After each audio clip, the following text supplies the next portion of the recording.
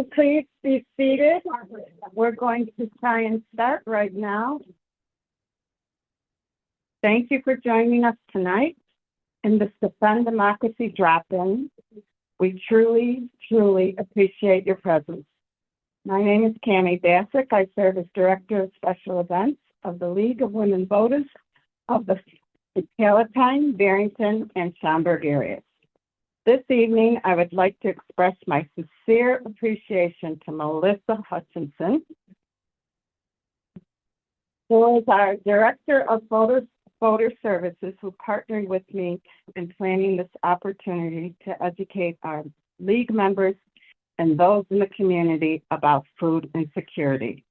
This is an experience that many of our neighbors are having, and we want to inform you also about the work that the Greater Chicago Food Depository is doing. And I want to thank Amanda Schumacher too. She really stepped in to help us tonight. We had a lot of difficulty with the tech, and thank goodness she was here. In the room, we also have Chris Jesse, if you'll raise your hand, and Kathy Clevo. They are our co-presidents of our league. While we have women in our title, membership is open to anyone interested in participating in government. The League of Women Voters is proudly nonpartisan. We neither support nor oppose candidates or political parties. At the same time, we are political in purpose, taking positive and positions and working on vital issues of concern to the public. We work to register voters and to provide reliable, nonpartisan election information through our Vote 411 voter guide, as well as through candidate forums. If you are interested in learning more about the League's advocacy work and educational programs, we invite you to visit this woman in the back at her table. That's Marilyn McCarty-Fulton, and she is our Director of Membership. There you will find information about becoming a member of our League and about the Vote 411 guide. I'll turn the mic over now to Melissa to introduce this evening's renowned speaker, Molly Dubow.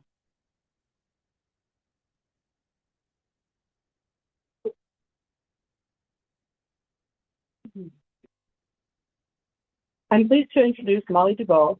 She's the Senior Manager of Advocacy at Greater Chicago Food Depository, where she works to build a movement to end hunger by educating, motivating, and engaging community members through advocacy.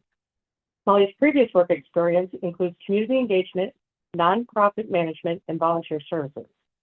She has a Bachelor of Arts in Public Education from the University of Washington in Seattle and a Master's in Public Policy and Administration from Northwestern University. Please join me in welcoming Molly.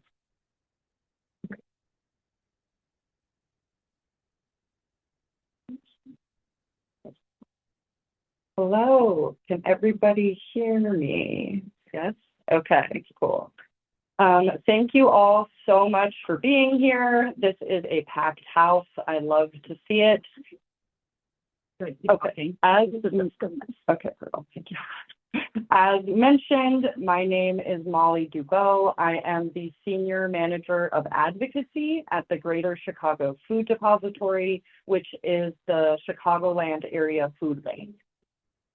We are talking today about many issues, namely food insecurity, the ways that we all can advocate to ensure that our communities, our neighbors have the food that they need to thrive, and ways that you all can get involved both in your league membership and as neighbors and community members who care about these issues. I'd like to start off with the mission of the Food Depository. So for those who are not familiar, the Greater Chicago Food Depository is the food bank in Chicagoland. Our mission goes beyond just feeding people with where they are at now. You'll notice we explicitly say that we work to connect our neighbors with healthy food and lift our voices and advance solutions that address the root causes of hunger, including poverty, systemic inequity, and structural racism.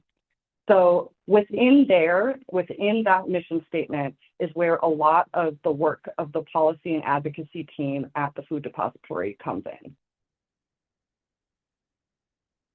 Today, we are going to be talking a bit about SNAP and the state of hunger and food insecurity.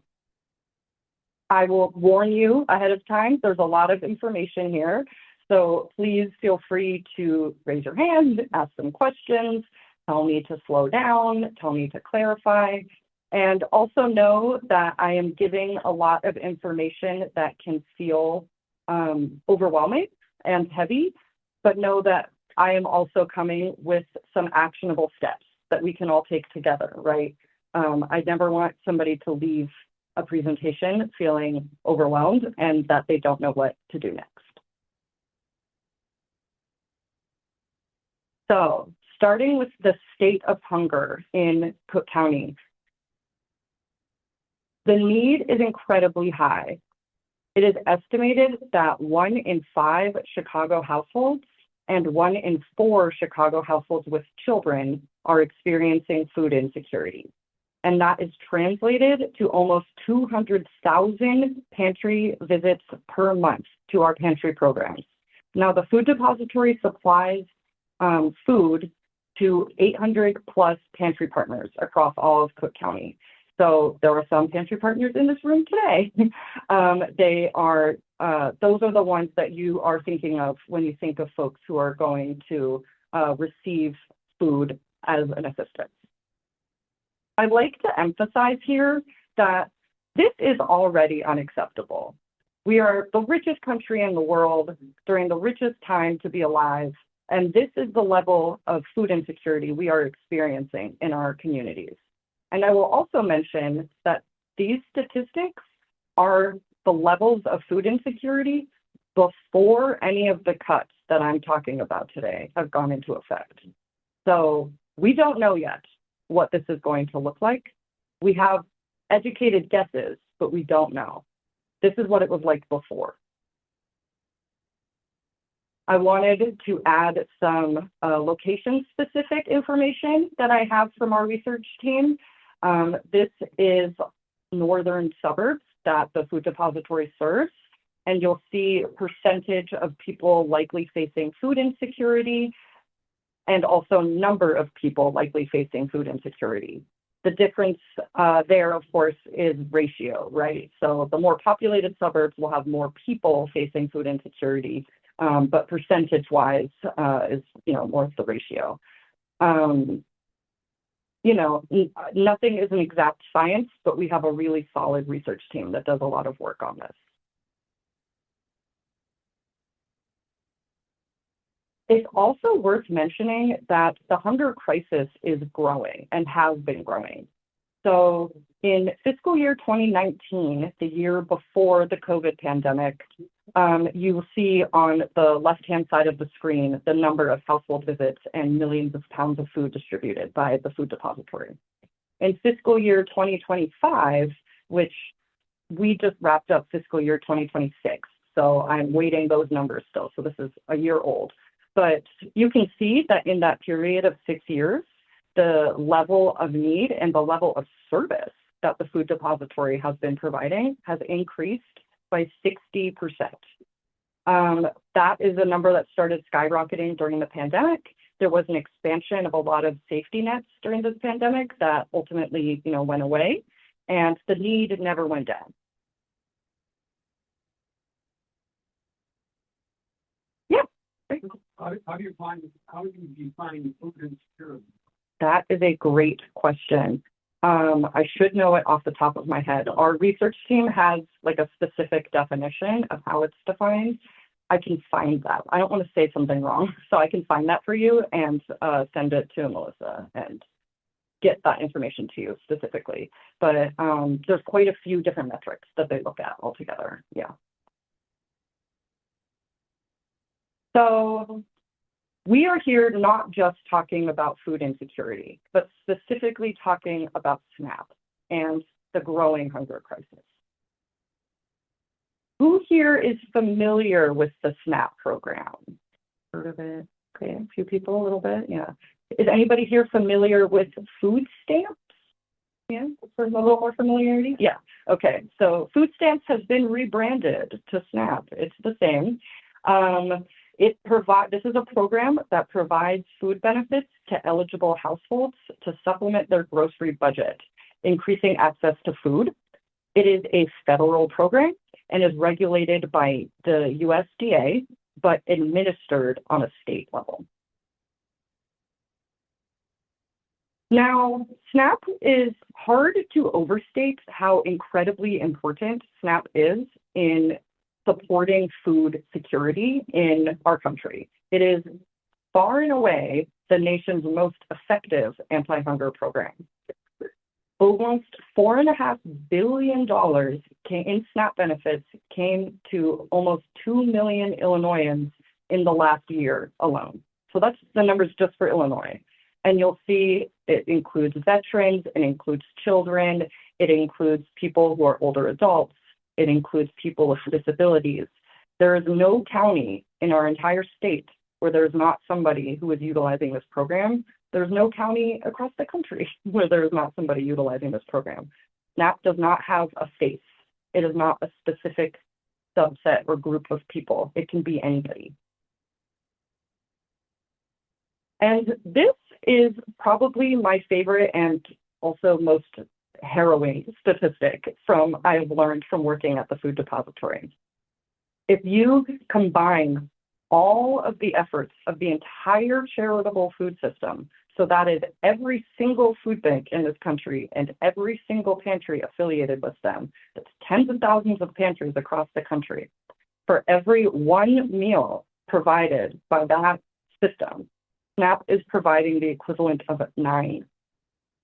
So there is simply not a way for food banks to grow in scale to replicate what SNAP is able to do. Food banks were never designed to grow in scale to replicate SNAP. Food banks were created after SNAP as a bridge between that program and a person's next paycheck. There is a level of efficiency that this program cannot be replicated by a food bank or pantry. Additionally, you will often hear, because admittedly, SNAP is an expensive program, you will hear often that it only creates negative consequences for the economy. But the reality is actually the opposite. A USDA study, so a government study, has proven that for every $1 spent on the benefit themselves, the SNAP benefit, on average, $1.50 is generated in local economic growth. Now, the reason for that is the SNAP benefit is federal benefit going to somebody's card that functions like a debit card. So now they're able to go to their local store and buy their dinner, items for their family. And that local store gets the money in their till, right? So now that store has more money for staff and maybe has longer hours. And if it's not a chain, maybe it starts purchasing local produce, locally grown produce, supports local farmers. You can see the ways in which spending through this program, the way spending in any program helps generate economic growth, right? Not to mention the fact that that's money that the person doesn't have to spend, so now they can take their paycheck and go spend additional money. Exactly. And the grocery store till, what difference does it make to them where that money came from? It's more money in their till, right? Yeah, question? There's a grocery store some time ago, and I'm seeing something by that thing. Somebody was in front of me, wanted to buy, to say, I think it was SNAP, I don't know. Mm-hmm. And cashier refused their SNAP card? Yes. Okay. So he said, store policy, it's not the cashier. Mm. Maybe because he can realize it. Yeah. But then grocery stores, they use SNAP. I don't know exactly what was happening there, but most grocery stores accept SNAP, but it does require the technology. It's a special chip and point of sale system that needs to be installed at the store. Most stores have it because it's kind of turning away a lot of money if you don't. So it's for them to say, Right. So most stores have it, but not all, and that can happen. But if you do the math, I mentioned that Illinois received $4.5 billion in SNAP benefits in 2025. You do the math, that's over $6 billion in local economic growth in the year 2025 alone. I will mention, I don't know if anybody here has, this is more of a Chicago story, but 7 Save-A-Lot grocery stores have just closed across the city in Chicago. They explicitly named that the cutbacks to SNAP have caused them to go under. Grocery store margins are 1 to 3% profit. And depending on where the store is, there could be 10, 20, 50% SNAP customers at a store. So if you experience a significant cut like that, stores are going to close. And we're already starting to see it. Okay, so what happened? On July 4th, 2025, there was a bill signed into law, so-called the One Big Beautiful Bill. That's just the name of it. This bill contains the largest cuts to both SNAP and Medicaid in program history, removing access to both food and health care from millions of people. And we always emphasize the Medicaid part too, because we recognize that food and healthcare are very interlinked. There's no separating like access to food, access to healthcare, and the way a person is able to live their life. We know, based on everything I've already shared, right, that the need for food assistance will surge. SNAP is serving 9 times the number of people. If SNAP gets cut, food assistance will surge. And we also know that the loss of SNAP benefits will impact local economies. And as I mentioned, we are already seeing this. We are already seeing stores close because of this. So I am going to go over the ways in which this bill cuts SNAP, some specifics, because it's important for us to know exactly what happened for us to be able to advocate for change, right? So first and most existential is how I call it, is something called a state cost shift. This is not the first change happening to the program, but it is the biggest threat to the program. Beginning in October of 2027, which, if we do the math, it's a little over a year away, states will be required for the first time ever to cover a significant portion of the SNAP benefits themselves. Now, the benefits have always been, since the inception of the SNAP program in 1964, have been 100% federally funded. There's a lot of reasons for that. SNAP is meant to grow when the economy shrinks and vice versa. Federal budgets are much more flexible than state budgets. There's a lot of reasons that the federal government made the promise to always fund the SNAP program, right? Because of these new rules, states are going to be required to pay a portion of those benefits. Now, if we were going to have to start paying tomorrow, Illinois could be on the hook to pay up to $800 million per year or risk losing the SNAP program entirely.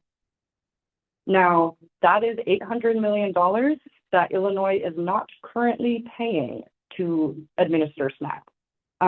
Not to say Illinois is not currently paying to administer SNAP. States share the administrative cost of SNAP and have for years, decades, 50-50. So this is new money that would be required for us to pay in order to keep the program at all. And SNAP is what is called an entitlement program, which has a negative connotation, but all it means is that legally through the program, if you are income qualified to receive it, you are entitled, it is your right, you are entitled to the program. If the state is not able to pay its match, we won't have enough money for everybody who could need it, which means we are out of compliance and we would lose the entire program. So it's not a situation where you can pay part of it and get part of it. It's literally all or nothing. So that's what we mean when we say it's a fight to save SNAP. It's a fight to save the program in of itself, like at its core, is this change right here. Now, the second change is an expansion of something called work requirements. Over the next year, we are estimating that about 175,000 people in Illinois are at risk of losing their benefits because of an expansion of work requirements. And I will share that as of speaking right now, close to 150,000 have because of this, which is the largest drop in SNAP participation in Illinois history. Yeah. Okay. Basically, when you receive SNAP, it's projected if you raise a certain amount of money, Mm-hmm. lose it. So is this part, so if they're working and getting money, are they going to lose their SNAP benefit? Great question.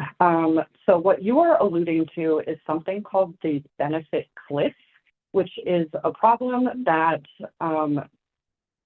this is related to all of the cuts, but also not, the new bill does not address that at all, basically. But yes, so essentially the way our benefits system works in this country, once you hit like $1 over the income threshold, you lose all of it, which is why they call it the benefits cliff, because it kind of encourages the opposite of what they say they want, which is, you know, people to work more and like go up the ladder of their job. And because unless all of a sudden you're working enough to cover what SNAP and the other benefits we're covering, you're losing money. That has not changed. So that benefits cliff problem remains, and the cuts are like kind of on top of that. Yeah. Yeah. Wait, so they're requiring you to work so many hours, so Yeah. you end up making too much money by working those hours. You'll lose SNAP. Yeah. If you don't work, you lose SNAP. Right? Also true. So You figured it out. They don't actually care. Yeah. And if y'all want like a deep dive on the like intricacies of this, one of my colleagues, the senior director of policy, has been working on like the wonky policy pieces of this for a decade and can answer a lot of these questions. I just typically know enough to be able to explain it to people.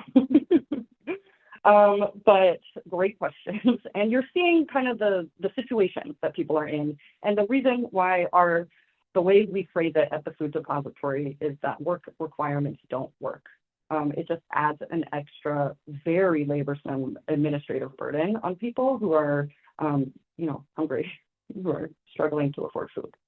You're probably one of the single parents to be putting that forward. Yes. Yes, single parents. And you'll see here, so this chart is a little bit confusing, but basically you can see how some of the changes were made on this right side here.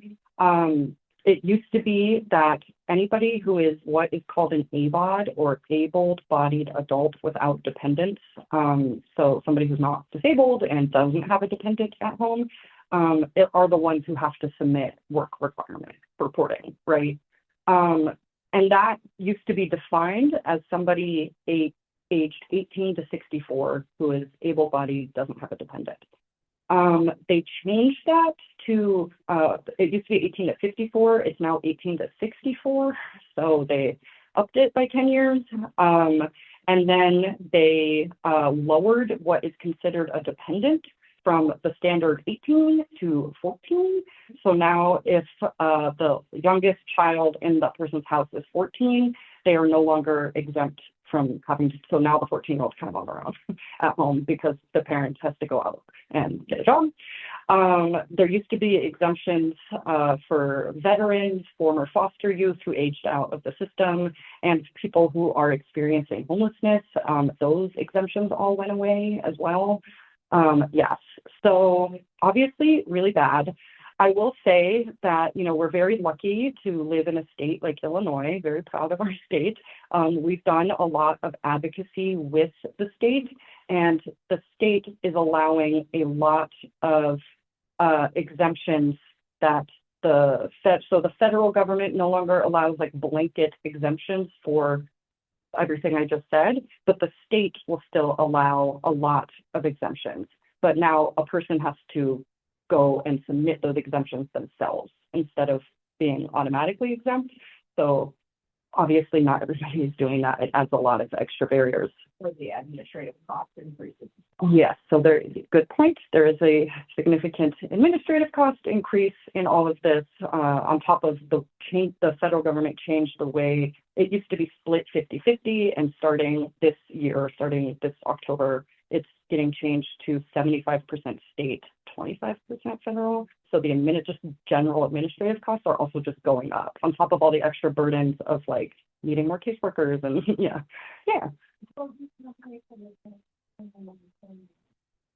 Yeah, great question. SNAP training and employment. There are only like 3,000 spots for that program in the entire state. Yeah, you can see we run into problems very quickly here, right? Yeah. What is this SNAP training program?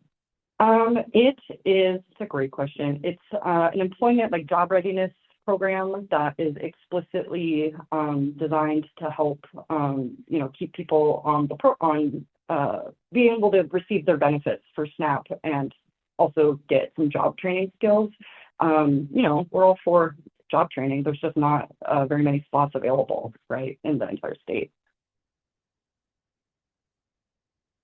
Do you know whether the one like law is child that is 14? Yeah. But the 15-year-old gets a part-time job. Yeah. It starts earning some money. Mm-hmm. Is that added to the income cost, or is they being Right.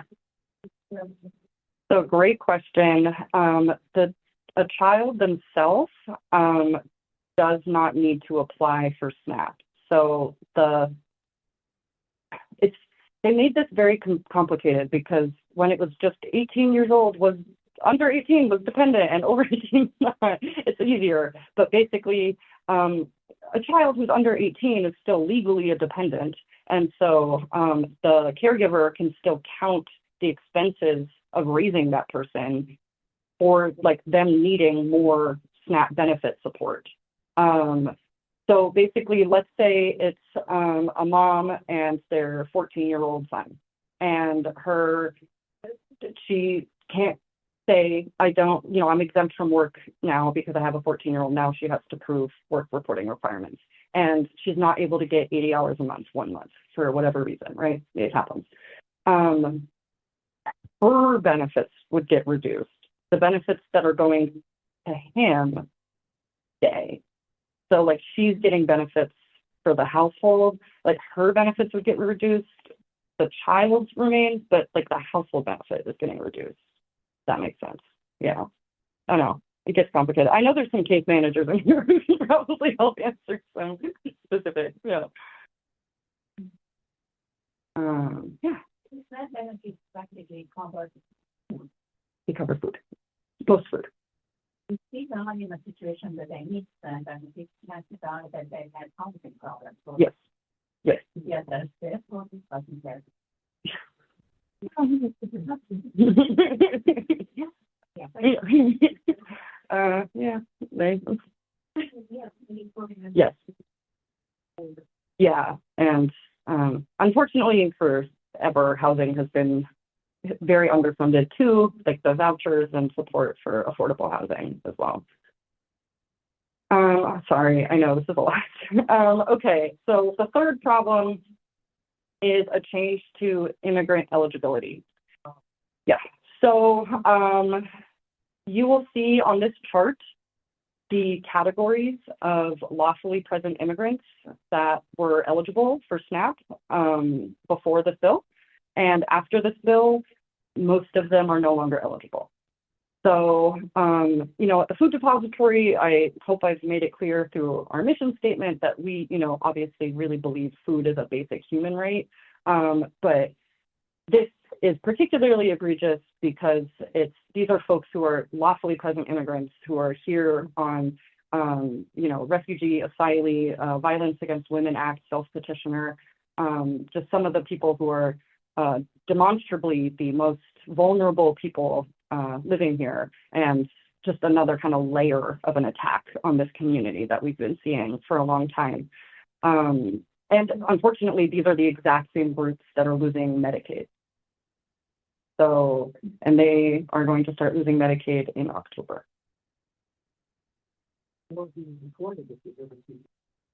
Yeah, you can have green card.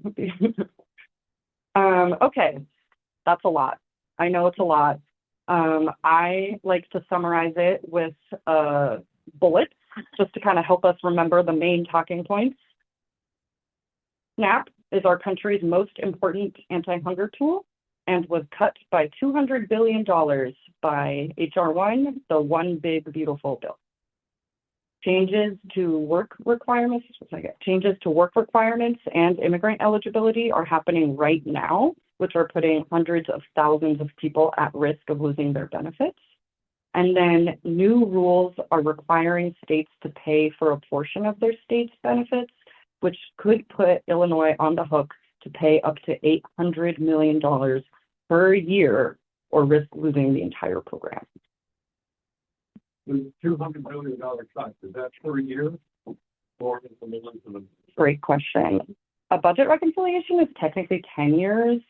So it's 10 years, but it's a very complicated piece of legislation, and the cuts have to start happening in order for it to have, like, they did these cuts specifically to offset spending in other places, so they kind of have to like do it all at once, if that makes sense.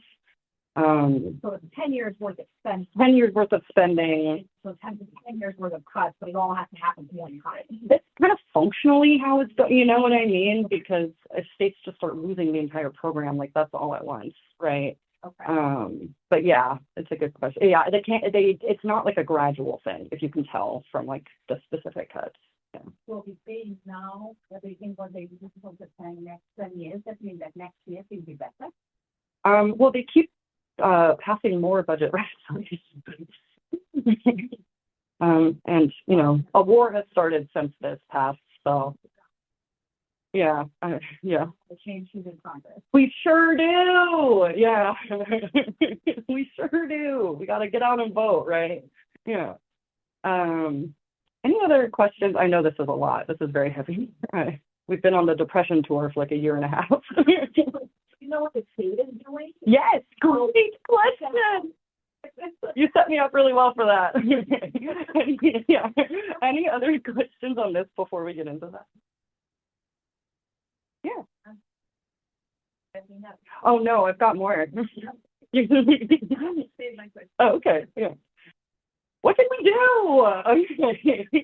Yeah, there we go. That was a lot. There's a lot of heavy, things that are getting thrown at us. A lot of us are seeing the consequences of this in real time happening in front of our faces. And it's overwhelming, and it's purposefully overwhelming, but we are not powerless. And I know I've done this presentation so many times, and I always am looking back at people who are asking that same question. Like, I care about this. I want to do something. And there's a lot that we can do. So there are advocacy levers that we can pull on different levels of government, right? Starting on the federal level, this was a federal bill. So the only way this is getting undone is federally, right? In the short term, advocates, including within the Food Depository and SNAP advocates across the country, have been pushing to delay that state cost shift.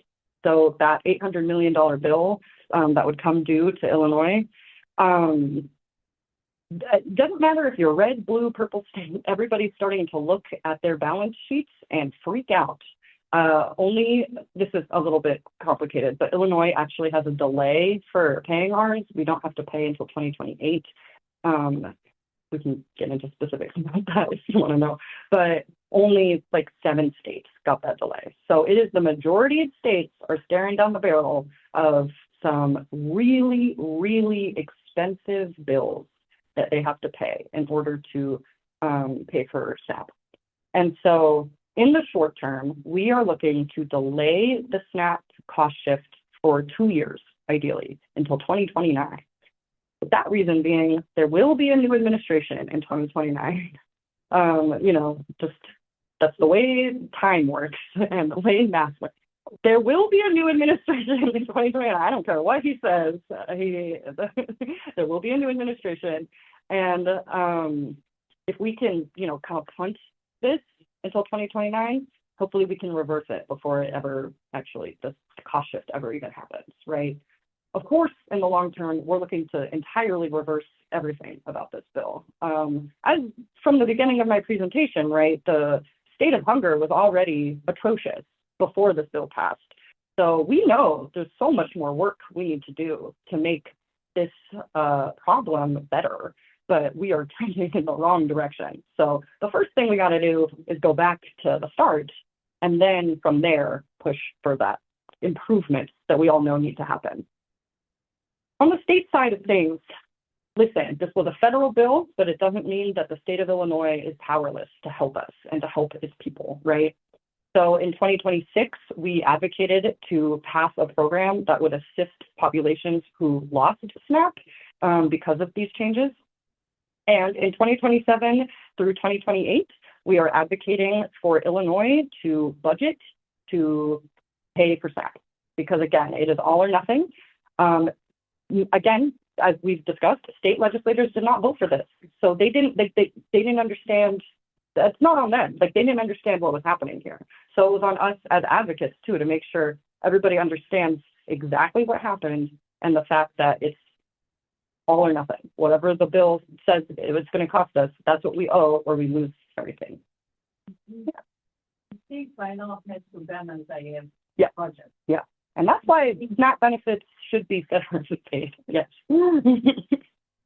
Yes. It's everybody, you guys are all very smart. You're understanding exactly what the problem is.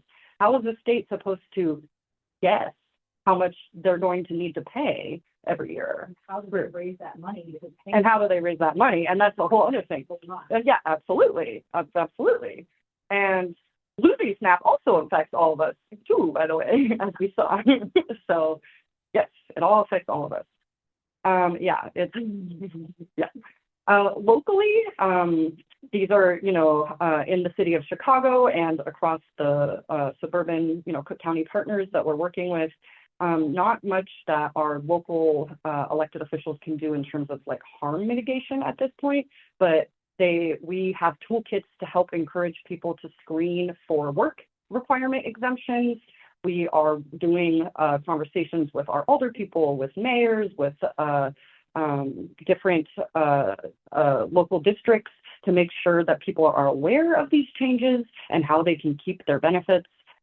A big thing that we are working on is story collection. Narrative storytelling is really one of the most powerful tools we have in our arsenal to change hearts and minds about this, right? Really. Yeah, I know, even them. Yeah, even them.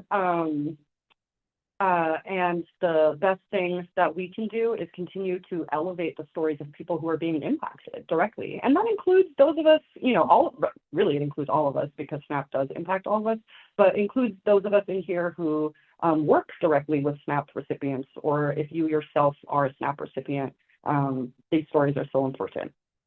And then, of course, continuing to connect our neighbors with the emergency food resources that we are all familiar with and provide at our pantries.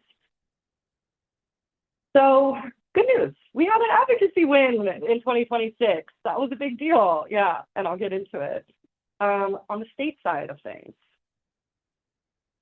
So, we envisioned up and advocated for a bill called Families Receiving Emergency Support for Hunger, or FRESH. And it is a one-time emergency payment to folks who lose their SNAP benefits due to that expansion of work requirements. So it is explicitly for those who are losing SNAP benefits because of the changes made in the big, beautiful bill, right? It is worth about $400, which is roughly 2 months of the average SNAP benefit. It's an automatic payment, which IDHS requested that of us because it's less administratively burdensome on them. And that's also why everybody gets the same amount. And it's automatic onto people's linked card. The idea is that it helps kind of bridge people through if they lose SNAP because they're unfamiliar with the new work requirements. Hopefully for those, couple of months while they figure out what they need to do to be able to get back on the program. Because people can get back on if you get kicked off for work requirement issues. But again, a lot of bureaucratic stuff, a lot of case management you have to work out. And so this program is meant to help provide some relief to people.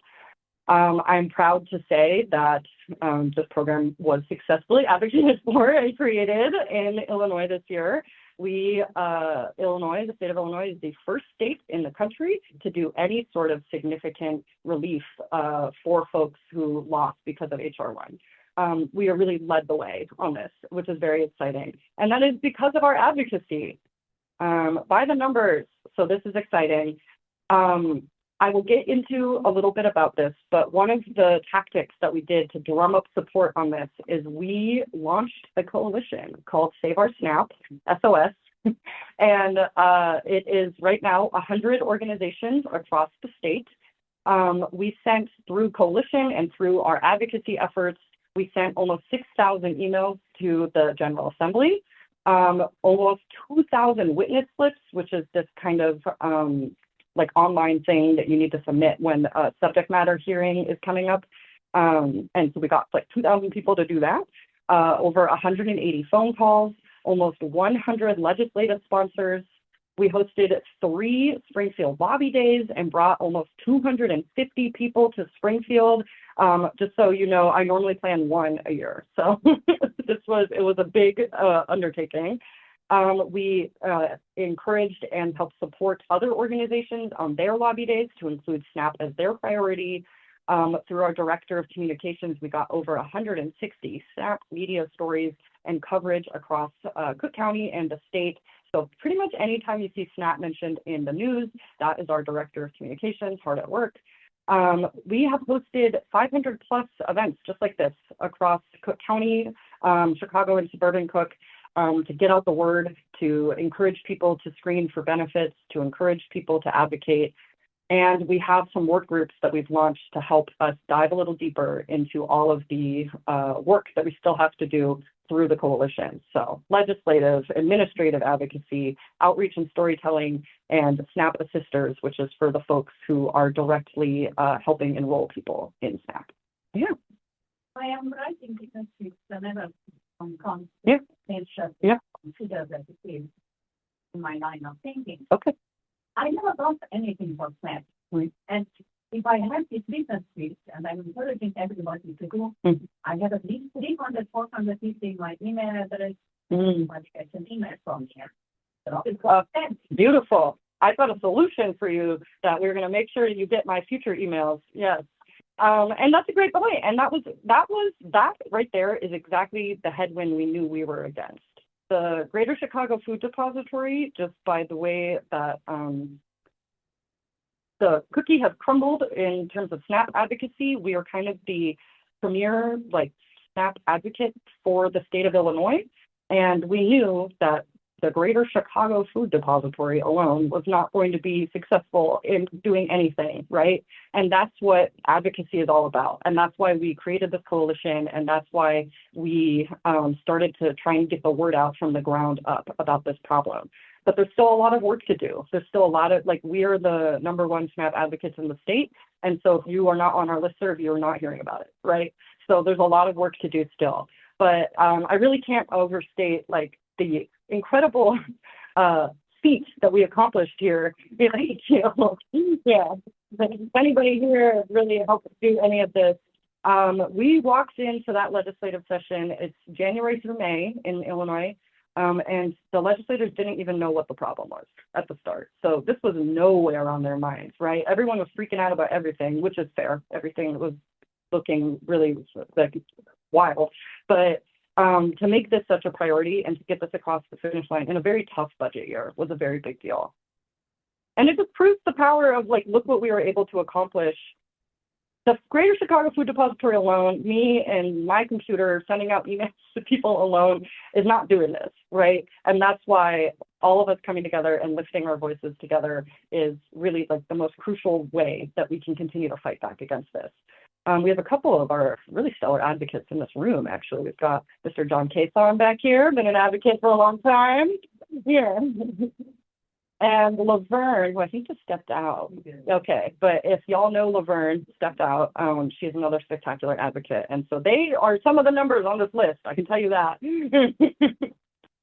Okay, how can you get involved? There's more that we can do. The fresh bill was a great win, but that is small potatoes compared to needing to save the entire SNAP program, right? The coalition's called Save Our SNAP for a reason. $800 million, just a cool 800 mil every year. Yeah, not a one-time cost. Yeah.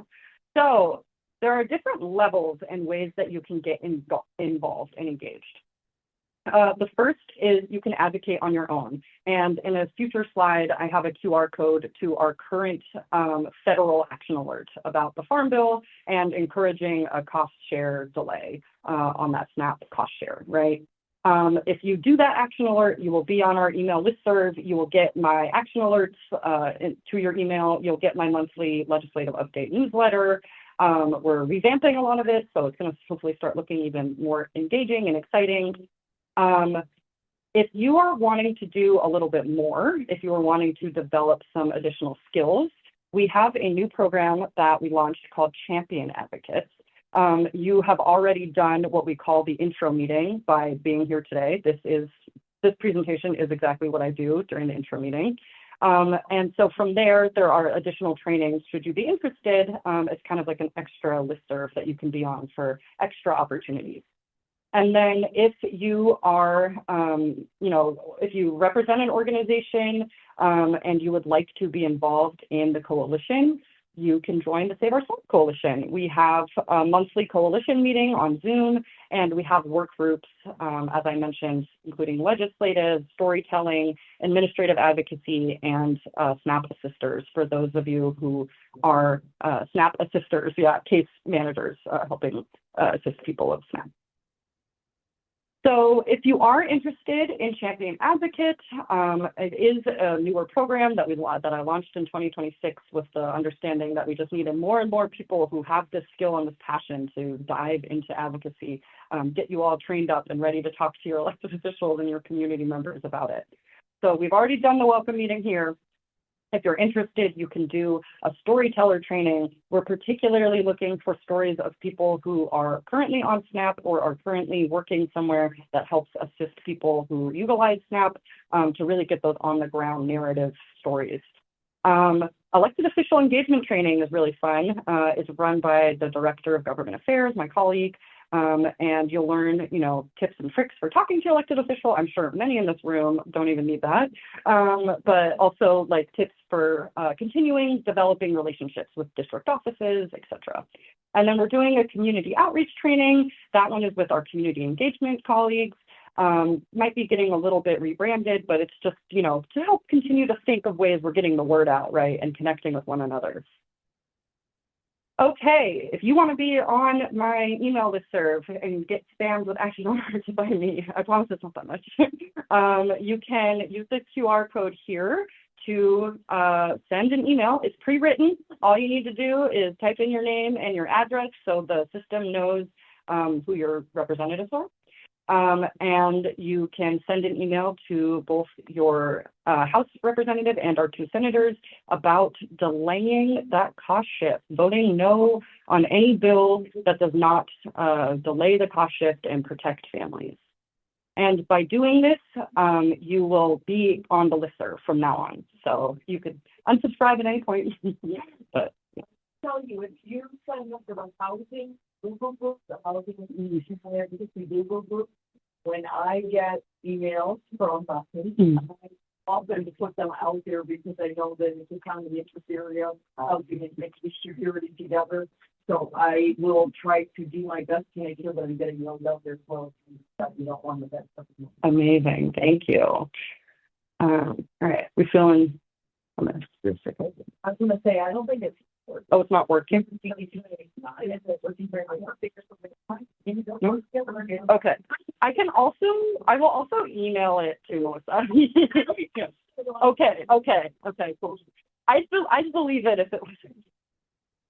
Okay. All right. So if you're not able to catch it right now, I will also email it to Melissa. And yeah, you'll get it out. Same with this one. If you are interested in joining the Save Our SNAP Coalition, we are, encouraging certainly organizations. You are also welcome to join as an individual. We are trying to kind of find the right balance of everything, but we're absolutely not saying no to any individual who wants to join. And then, action step 3, this one's special for you all. Yeah, okay, yes. So I always say that if it wasn't for food access, my job would be civic engagement. So I feel very lucky to work somewhere that lets me do both. The Food Depository is a strong believer that voting is a foundational right and is extremely important in a healthy democracy, making sure everybody, exercises that right to vote. We have spent the last couple of elections trying to find what our space might be in encouraging neighbors and our networks to vote. And I thought to myself this year, why not just ask people who do it all the time? Why should a food bank be the one in charge of civic engagement?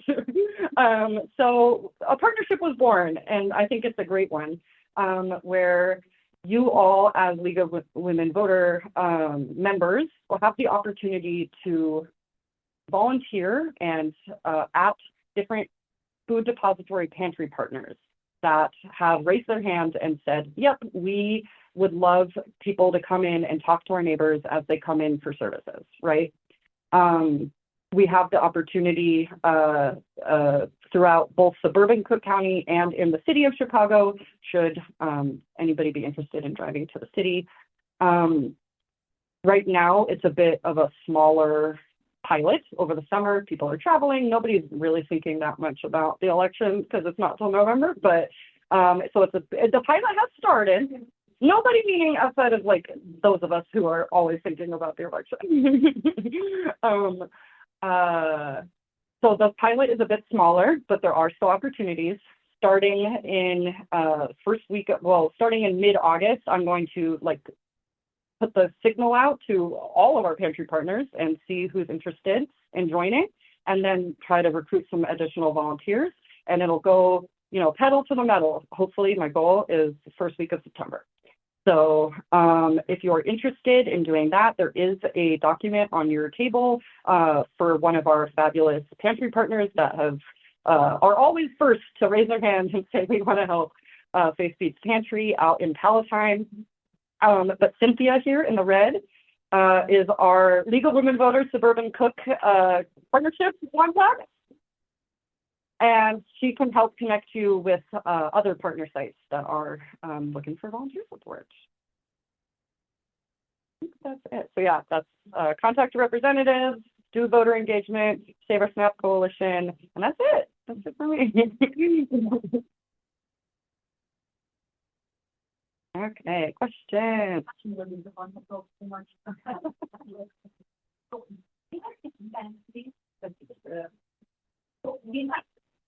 And taking food benefits, that's what they're talking about. For which thing? Get out the vote, or? Yeah, so that we can increase the yes. we're not talking about that in just a minute. Oh, okay. They're gonna, but yes, but only if the pantry has said they want to. Yeah. Okay. Relationship between those food pantries and run mills that you talked about. Great question. Yes, in a different world, I would have explained that better. So much to talk about. So historically, typically, SNAP is allocated and funded through the Farm Bill, which is called the Farm Bill, but about 75% of the funding from the Farm Bill goes to SNAP. It is 75% SNAP and nutrition support and 25% like all of the support that farmers need across the country. It's a huge bill. It happens it's supposed to happen every 5 years. We're like way delayed now. But historically, those two things always go together because the idea is that that's kind of bipartisan, right? You've got people who are like concerned about food insecurity and food access, and you've got the people who are growing food and want, conservation and support for crops, right? And keeping it together means everybody has to come to the table and play ball.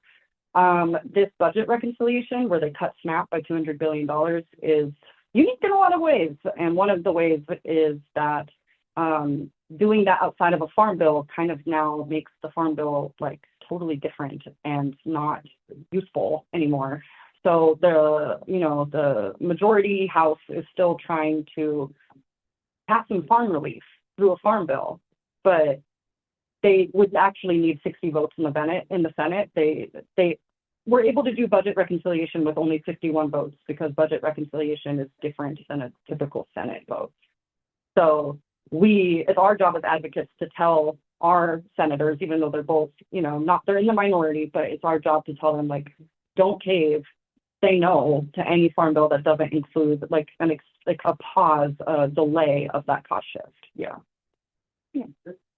It's critical to do it now because next week, Senators going to be taking up the farm bill. Yes, and we are hearing some weird rumors about what that farm bill might contain, so.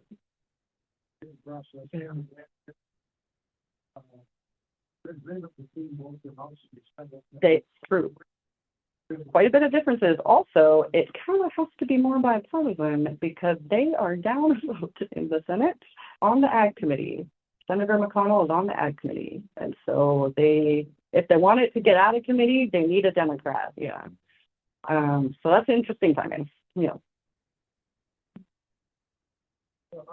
Oh, wait. Did you have a question, or are you just like kind of stretching your? Okay. Just making sure. Yeah. What's the last question? Okay. Okay. They might be answering it. Yeah. Holly, just wanted to thank you for your service to our league, and we did make a donation from our league to the Greater Chicago Food Depository. That's so nice. Thank you, guys. Thank you.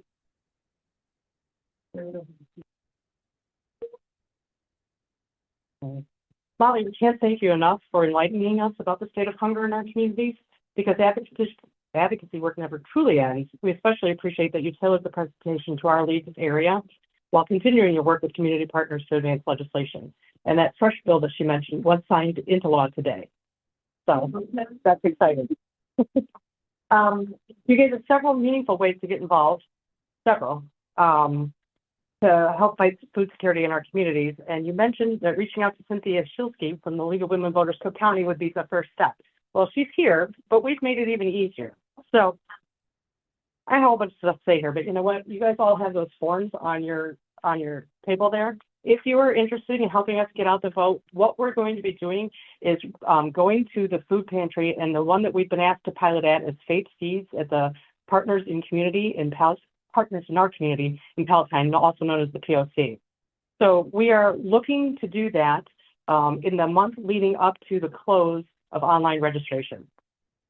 So because our neighbors only are able to come to a pantry once a month, we thought this would give us the opportunity to reach the most possible potential voters.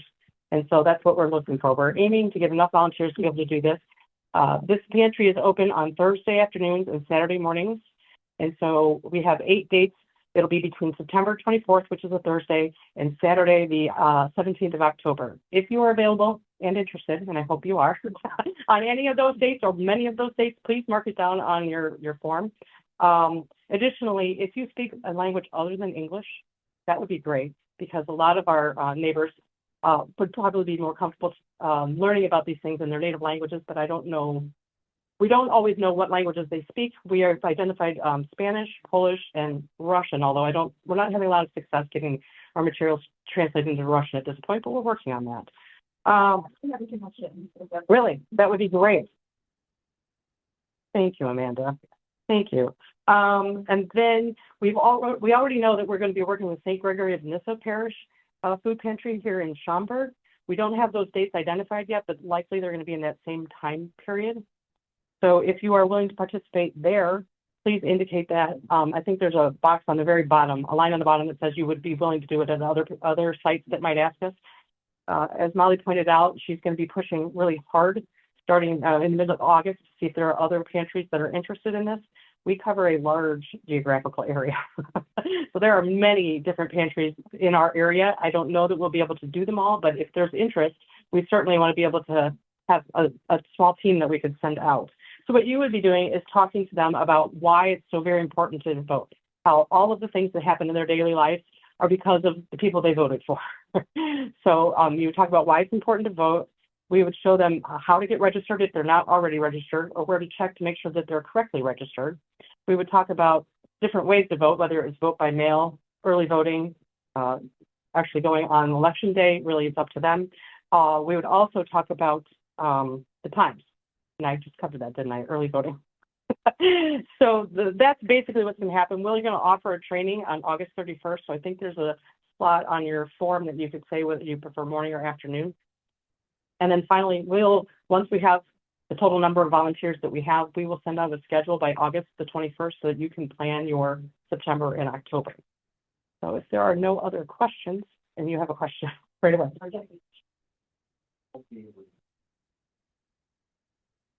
Oh, it's August 31st. I'm sorry. It's been a long day. Yes, yes, we've got all kinds of stuff. Recorded also. Yes, so we're going to. Yes, yes, it will be. Yes, our website. Our website. Yes. Good question, Vicki? So you don't have to be a trained registrar? No, you don't have to be a trained registrar. We're actually not going to be registering anyone in person at that point. We will, we have the Vote 411 business cards that we can use to kind of show them. They have their phone, how they use the QR code, and where they will go from there. And More of an engagement at that point. yeah, Encouraging people to make a point. right, to make also that will show them where they can find candidate information once it becomes available September 24th. Sorry. We are not going to do their own vote registration, but Right. can we just have the, you would be vote by mail, this registration by mail, forms with us, because I know that I have difficulty finding. Yes, we will. Do on the phone. All of that will be covered with the training. So if you guys are interested, please mark it down. And then we're not supposed to have food in the library, so please don't eat in the library. But for your time today, on your way out, since it is a food issue that we're talking about, we have Cracker Jack if you're interested. Yes. Yes. You know what? There's a box on your way out the door. It's on top of the garbage can. Don't put it in the garbage. So. Yeah. You had a question? Yes, you said it was writing where we go to find everybody. Well, it'll be on August the 31st. There'll be one that'll be in person, and we will then record it. So anyone that can't come in person can watch it. We'll send you the link to watch it. Okay. In person, correct. But I'm like, Yes, yes. It'll be on our website, but I will email you a link to it. Yeah, fill that out. Yeah. Another thing is you don't have to be a league member to participate with us. We'd love it if you joined, but that's okay. Any other questions? Thank you, everyone. I appreciate it. Thank you so much. Great. Thank you so much. Oh, you know, I think I know what